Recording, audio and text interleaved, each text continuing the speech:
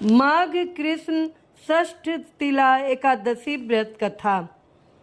एक समय दालव ऋषि ने पुलस्त ऋषि से पूछा कि हे महाराज, पृथ्वी लोक में मनुष्य ब्रह्म इत्यादि महान पाप करते हैं, पराये धन की चोरी तथा दूसरे की उन्नति देकर ईर्ष्या करते हैं, साथ ही अनेक प्रकार के व्यसनों में फंसे रहते हैं, फिर भी उनको नरक प्राप्त नहीं होता। इसका क्या कारण है? वे न जाने कौन सा दान पुण्य करते हैं जिससे उनके पाप नष्ट हो जाते हैं। यह सब कृपा पूर्वक आप कहिए। पुलस्त मुनि कहने लगे कि हे महाभाग, आपने मुझसे अत्यंत गंभीर प्रश्न पूछा है। इससे संसार के जीवों का अत्यंत भला होगा। इस भेद को ब्रह्मा, विष्णु, रुद्र तथा इंद्र आदि भी नहीं जानते, परंतु मैं आपको यह गुप्त तत्व अवश्य बताऊंगा। उन्होंने कहा कि माघ मास लगते ही मनुष्य को स्नान आदि करके शुद्ध रहना चाहिए। इंद्रियों को बस में कर काम, क्रोध, लोभ, मोह, अहंकार, ईर्ष्या तथा द्वेष आदि का त्याग कर भगवान का स्मरण करना चाहिए। पुष्प नक्षत्र में गोबर, कपास, तिल मिलाकर उनके कंडे बनाना चाहिए। उन कंडों से 108 बार हवन करना चाहिए। उस दिन मूल नक्षत्र हो और एकादशी तिथि हो तो अच्छे पूर्ण देने वाले नियमों को ग्रहण करें। स्नान आदि नित्य क्रिया से निवृत्त होकर सब देवताओं के देव श्री भगवान का पूजन करें और एकादशी व्रत धारण करें। रात्रि को जागरण करना चाहिए। उसके दूसरे दिन धूप, दीप, नैवेद्य आदि से भगवान का पूजन करके खिचड़ी का भोग लगाएं। तत्पश्चात पेठा, नारियल, सीताफल या सुपारी का अर्घ देकर स्तुति करनी चाहिए। हे भगवान, आप दीनों को शरण देने वाले हैं, इस संसार सागर में फंसे हुए का उद्धार करने वाले हैं। हे पुंडरीकाक्ष, हे विश्व भावन, हे पूर्वजा, हे जगतपति, आप लक्ष्मी जी सहित इस तुच्छ अर्घ को ग्रहण करें। इसके पश्चात जल से भरा हुआ कुंभ घड़ा ब्राह्मण को दान करके तथा ब्राह्मण को श्यामा गौ और तिल पात्र देना भी उत्तम है। तिल स्नान और भोजन दोनों ही श्रेष्ठ है। इस प्रकार जो मनुष्य जितने तिलों का दान करता है उतने ही 1000 वर्ष स्वर्ग में वास करता है। पहला तिल का स्नान, दूसरा तिल का उपटन, तीसरा तिल का हवन, चौथा तिल का तर्पण, पांचवा तिल का भोजन और छठवां तिलों का दान। यह तिल के 6 प्रकार हैं। इनके प्रयोग के कारण यह 60 तिला एकादशी कहलाती है। इस व्रत के करने से अनेक प्रकार के पाप नष्ट हो जाते हैं। इतना कहकर पुलस्त ऋषि कहने लगे कि अब मैं तुमसे इस एकादशी की कथा कहता हूँ।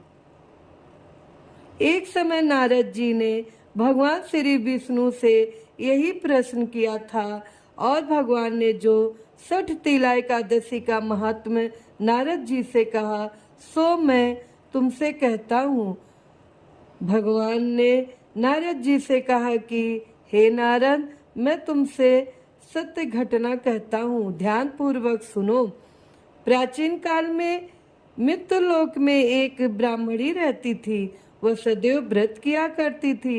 एक समय वह 1 मास तक व्रत करती रही। इससे उसका शरीर अत्यंत दुर्बल हो गया। यद्यपि वह अत्यंत बुद्धिमान थी, तथापि उसने कभी देवताओं या ब्राह्मणों से निवृत्त अन्य दान नहीं किया था। इससे मैंने सोचा कि ब्राह्मणी ने व्रत आदि से अपना शरीर शुद्ध कर लिया है, अब इसे विष्णु लोक तो मिल ही जाएगा, परंतु इसने कभी अन्न का दान नहीं किया। इससे इसकी तृप्ति होना कठिन है। भगवान ने आगे कहा, ऐसा सोचकर मैं भिखारी के भेष में मृत्युलोक में उस ब्राह्मणी के पास गया और उससे भिक्षा मांगी। वह ब्राह्मणी बोली, महाराज, किस लिए आए हो? मैंने कहा, मुझे भिक्षा चाहिए। इस पर उसने मिट्टी का ढेला मेरे भिक्षा पात्र में डाल दिया।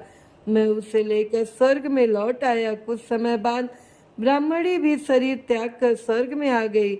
उस ब्राह्मणी को मिट्टी का दान करने से स्वर्ग में सुंदर महल मिला, परंतु उसने अपने घर को अन्य आदि सब सामग्रियों से शून्य पाया।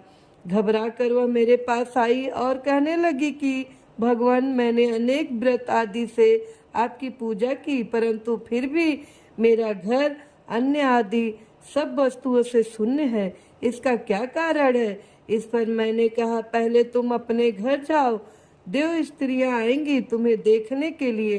पहले उनसे 60 तिला एकादशी का पूर्ण और विधि सुन लो, तब द्वार खोलना। मेरे ऐसे वचन सुनकर वह अपने घर गई। जब देव स्त्रियां आई और द्वार खोलने को कहा तो ब्राह्मणी बोली, आप मुझे देखने आई हैं तो 60 तिला एकादशी का महत्व मुझसे कहिए। उनमें से एक देव स्त्री कहने लगी कि मैं कहती हूँ, जब ब्राह्मणी ने 60 तिला एकादशी का महात्म सुना तब द्वार खोल दिया। देवांगनाएं ने उसको देखा कि न तो वह गांधर्वी है और न ही आसुरी है, वरन पहले जैसी मानुषी है। उस ब्राह्मणी ने उनके कथा अनुसार 60 तिला एकादशी का व्रत किया। इसके प्रभाव से वह सुंदर और रूपवती हो गई तथा उसका घर अन्यादि समस्त सामग्रियों से युक्त हो गया। अंत में मनुष्यों को मूर्खता त्याग कर 60 तिला एकादशी का व्रत और लोभ न करके तिलादि का दान करना चाहिए। इससे दुर्भाग्य, दरिद्रता तथा अनेक प्रकार के कष्ट दूर होकर मोक्ष की प्राप्ति होती है। बोलिए विष्णु भगवान की जय। बोलिए 60 तिला एकादशी की जय।